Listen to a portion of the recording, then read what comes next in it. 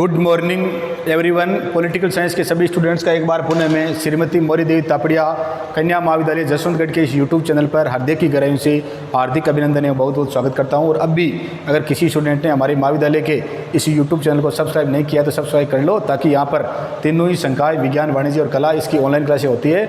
आप इस YouTube channel को सब्सक्राइब करके तीनों ही जो संकाय है उनकी अपनी ऑनलाइन तैयारी कर सकते हैं।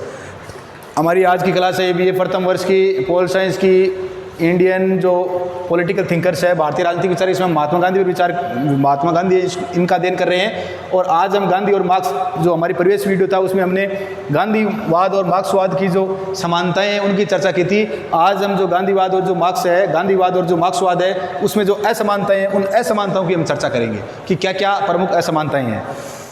गांधीवाद और मार्क्सवाद में विभिन्न प्रकार की समानताएं हैं, तो इनमें कुछ भेद भी है। श्री विनोबा इन्होंने कहा है कि श्री विनोबा ने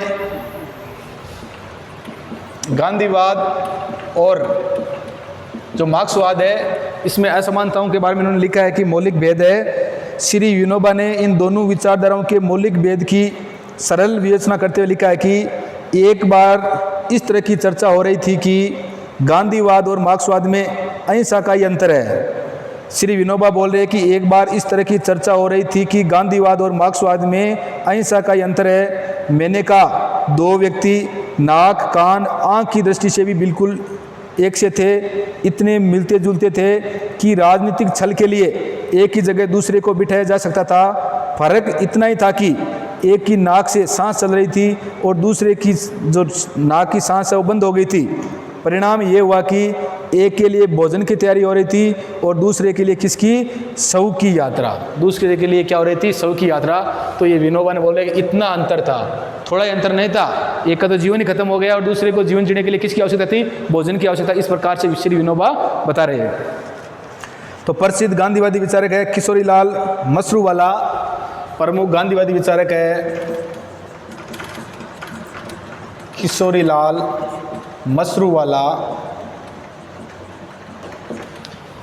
किशोरीलाल मशरूवाला ने कहा है कि गांधीवाद यानी बगैर हिंसा का मार्क्सवाद, ऐसा कहने से सुनने वाले के दिल पर असर होता है कि मार्क्सवाद में हिंसा का जो थोड़ा मेल पैदा हुआ है उसे साफ कर दिया जाए तो गांधीवाद और साम्यवाद एक हो जाते हैं। ये छोटी सी शर्त नहीं वरन एक पहाड़ है। इस शर्त में इतना विशाल अर्थ समाया हुआ है कि ये तुलना नितांत भ्रांतिपूर्ण और बेकार हो जाती है। ये उतनी ही बेकार है जितना ये कहना कि लाल का अर्थ पीलेपन और नीलेपन से रहित हरा रंग है और कीड़े का अर्थ है वो निवृत्त सांप है। तो इन दोनों ही विचारधाराओं की जो प्रमुख जो अंतर है हम उनका इस प्रकार से कर सकते हैं। पहले असमानताएं दार्शनिक आधार की दृष्टि से भेद है दोनों में ही, साधन और साध्य के संबंध में भेद है, पद्धति का भेद है, ईश्वर और धर्म है इसके संबंध में भेद है, वर्गों के पारस्परिक संबंध के विषय में भेद है और व्यक्तिगत संपत्ति के विषय में भेद है।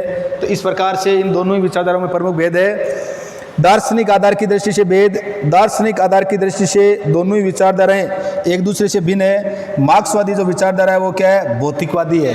मार्क्सवादी जो विचारधारा है वो क्या है? भौतिकवादी है। जबकि गांधीवाद है वो क्या है? नैतिकवादी है। क्या है? नैतिकवादी, आदर्शवादी है। ये सत्य, अहिंसा इसका पालन करने वाली विचारधारा है। मार्क्सवादी भौतिकवादी है, जबकि गांधीवाद एक नैतिक सिद्धांत होने के कारण है वो साम्यवादी है। मार्क्सवाद भोग और प्रचुरता का दर्शन है। मार्क्सवाद है वो भोग और प्रचुरता का दर्शन है। तो गांधीवाद संयम और किसका? अपरिग्रह का, मानवीय इच्छाओं को सीमित करने का आदेश देते हुए गांधी जी कहते हैं कि मन एक आराम रहित चिड़िया है, जितना अधिक इसे मिलता है उतना ही अधिक ये और चाहती है तथा क्या रहती है? असंतुष्ट रहती है। तो दोनों ही विचारधाराओं में क्या है? भेद है। दूसरा है साधन और साध्य के संबंध में अंतर है। गांधीवाद साधन और साध्य दोनों में ही, दोनों की पवित्रता में विश्वास करता है। गांधी जी साधन और साध्य एक ही सिक्के के दो पक्ष है और उनमें बीज तथा वृक्ष का संबंध है। गांधी जी श्रेष्ठ साध्य के साथ साथ साधनों की पवित्रता को भी आवश्यक मानते थे, लेकिन मार्क्सवाद श्रेष्ठ साध्य अथवा लक्ष्य में विश्वास करता है, किंतु इस बात का आवश्यक नहीं है मानता कि वह लक्ष्य की प्राप्ति के साधन पवित्र हो। मतलब गांधीवाद है वो साधन और साध्य दोनों की पवित्रता की बात करते हैं। ये बीज और वृक्ष कि जिस प्रकार का बीज होगा उसी प्रकार का क्या होगा, वृक्ष या पेड़ बनेगा। जबकि जो मार्क्सवाद है वो बोलता है कि साध्य लक्ष्य है वो क्या होना चाहिए, हमारा लक्ष्य हमारे को हासिल होना चाहिए, साधन चाहिए उसके लिए हमारे को कौन सा ही अपनाना पड़े। मार्क्सवाद का विचार है कि श्रेष्ठ लक्ष्य की प्राप्ति के लिए किसी भी प्रकार के साधन अपनाए जा सकते हैं और इस संबंध में नैतिक मापदंड के आधार पर विचार करने की कोई आवश्यकता नहीं है। तीसरा है पद्धति का भेद। गांधीवाद और मार्क्सवाद में सर्वाधिक जो महत्वपूर्ण भेद है वो किसका है, पद्धति का भेद है। पूछ लिए गांधीवाद और मार्क्सवाद में सर्वाधिक जो महत्वपूर्ण भेद है वो किसका भेद है, वो पद्धति का भेद है, वो विधि का भेद है।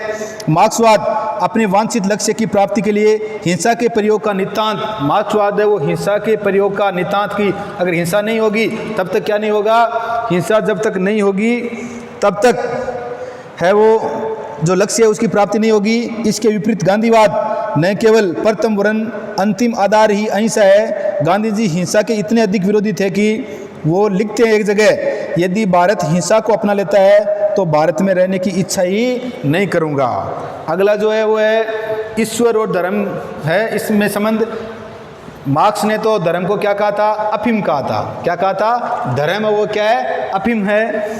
ईश्वर तथा धर्म के संबंध में भी दोनों जो विचारधारा है उसमें महत्वपूर्ण अंतर है। मार्क्सवाद ईश्वर के अस्तित्व में विश्वास ही नहीं करता और वो धर्म को ढोंग तथा अफीम का नशा मानता है। मार्क्सवाद धर्म को क्या मानता है, ढोंग और अफीम का नशा मानता है। वो ईश्वर की सत्ता में क्या नहीं करता है, विश्वास नहीं करता है। मार्क्सवादी व्यवस्था के अंतर्गत धार्मिक समुदायों के क्षेत्र को अत्यधिक सीमित कर और नवयुगों में धर्म के प्रति अनास्था उत्पन्न कर धर्म के उन्मूलन का प्रयत्न किया जा सकता है। मार्क्सवाद के नितांत विपरीत गांधीवादी विचारधारा है। मूल रूप में गांधीवादी विचारधारा है वो मूल रूप में किस पर आधारित है, धर्म पर आधारित है। गांधीवादी विचारधारा मूल रूप में किस पर आधारित है, धर्म पर ही आधारित है। श्री रोमारोला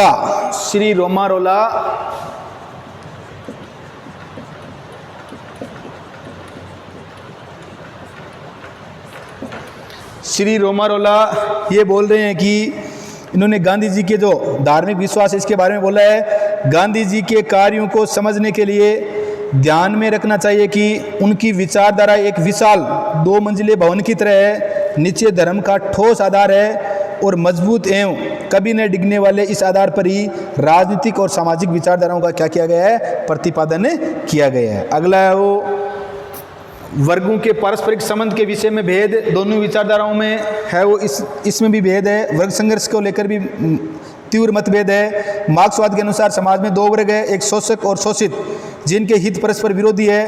परस्पर विरोधी हितों के कारण उनमें संघर्ष अवश्यंभावी है, कभी भी संघर्ष हो सकता है। इस वर्ग संघर्ष को चरम रूप में प्रदान करके ही मार्क्स है इसने अपने मनवांछित लक्ष्य है इसकी प्राप्ति करना चाहता है। परंतु गांधीवादी दर्शन में वर्ग युद्ध के लिए कोई स्थान नहीं है। ये वर्ग सामंजस्य गांधी जी है वो किसको देता है, वर्ग सामंजस्य को प्रधानता देते हैं कि आपस में समाज में है वो वर्ग सामंजस्य होना चाहिए, समाज में वर्ग सहयोग की क्या होनी चाहिए, भावना होनी चाहिए। ऐसी बात वो कौन कर रहे हैं, गांधी जी कर रहे हैं। गांधी जी है वो या गांधीवाद वर्ग सामंजस्य को प्रधानता देता है और संघर्ष के स्थान पर प्रेम है, त्याग है और सत्याग्रह आदि साधनों द्वारा समस्याओं को सुलझाना चाहता है। गांधीवाद मानवीय सद्भावना में अपरिमित विश्वास रखता है और उनका विचार है कि पूंजीपति, जमींदार और ऐसे ही अन्य वर्ग को निर्धनों के प्रति दयालुता का व्यवहार करने के लिए प्रेरित किया जा सकता है। अगला है व्यक्तिगत जो संपत्ति है उसके विषय में भेद। किसमें, गांधीवाद और मार्क्सवाद है इनके व्यक्तिगत जो संपत्ति है उसके विषय में मतभेद। इसमें मार्क्सवाद व्यक्तिगत संपत्ति को नष्ट करना चाहता है और संपूर्ण संपत्ति का स्वामित्व है किसको देना चाहता है, राज्य को या समाज को देना चाहता है। मार्क्सवाद तो जो निजी संपत्ति है उसको क्या करना चाहता है, समाप्त करना चाहता है, नष्ट करना चाहता है। वो तो जो ये संपत्ति है इसका स्वामित्व है संपूर्ण समाज को या संपूर्ण राज्य को देना चाहता है। गांधीवाद व्यक्तिगत संपत्ति को अपने आप में कोई बुराई नहीं समझता है और नहीं उसे नष्ट करना चाहता है। गांधीवाद तो भोग विलास की प्रवृत्ति की निंदा करता है और वह संपत्ति के संग्रहकर्ता को स्वामी नहीं वरन उसका क्या मानता है, प्रन्यासी या संसक मानता है। प्रन्यासी मतलब ट्रस्टीशिप, या उसका क्या मानता है, उसका संग्रहकर्ता मानता है। तो गांधीवाद है, उन्होंने भोगविलास की प्रवृत्ति की निंदा करता है और वह संपत्ति के संग्रहकर्ता को स्वामी नहीं वरन प्रन्यासी, ट्रस्टीशिप या संरक्षक बनाकर रखना चाहता है, जिससे वह अपनी आवश्यकताओं को पूरा करने के बाद शेष समस्त संपत्ति का प्रयोग सार्वजनिक कल्याण के लिए कर सके। तो इस प्रकार से हमने हमारी इस क्लास में आज जो गांधीवाद और जो मार्क्सवाद है, इसकी जो असमानताएं हैं, उन असमानताओं की विभिन्न प्रकार की समानताएं होते हुए भी इनमें क्या है, विभिन्न प्रकार की असमानताएं हैं, और उन असमानताओं के बारे में भी क्वेश्चन आता है। गांधीवाद और मार्क्सवाद की समालोचनात्मक परीक्षण कीजिए तो यहाँ से बड़ा क्वेश्चन है वो पूरा पुट होने की संभावना है। तो इन दोनों जो क्लास है उनको अच्छी तरह से तैयार कर लेना। जो असमानताएं हैं वो दार्शनिक आधार की दृष्टि से भेद है, साधन और साध्य के संबंध में भेद है, पद्धति है, इसमें ये हिंसा पर आधारित है साम्यवाद, जबकि अहिंसा और सत्याग्रह पर आधारित है। ईश्वर और धर्म को गांधीवाद है, उसका तो आधार ही यही है, जबकि ये धर्म को क्या मानता है, ढोंग मानता है और अफीम का है। वर्गों के पारस्परिक संबंध के विषय में भेद, ये वर्ग संघर्ष की बात करता है। कौन, मार्क्सवाद बोलता है कि एक शोषण करने वाला, एक शोषित होने वाला, जबकि ये वर्ग सामंजस्य की बात करता है। कौन, गांधीवाद। और व्यक्तिगत संपत्ति के विषय में दोनों में क्या है, भेद है। ये बोल रहा है कि जो व्यक्तिगत संपत्ति है उसको नष्ट कर देना चाहिए, संपत्ति है वो राज्य की या समाज की होनी चाहिए। और गांधीवाद वो बोल रहा है कि गांधीवाद जो संपत्ति है उसको स्वामी नहीं कहा है, उसको क्या कहा है, प्रन्यासी या संग्रहकर्ता कहा है। सामाजिक कल्याण में वो अपनी संपत्ति को क्या कर सकता है, लगा सकता है। तो इस प्रकार से आशा करता हूँ कि ये क्लास आपके समझ में आ गई होगी, और वीडियो को लाइक, शेयर और सब्सक्राइब करते रहो। जय हिंद, जय भारत।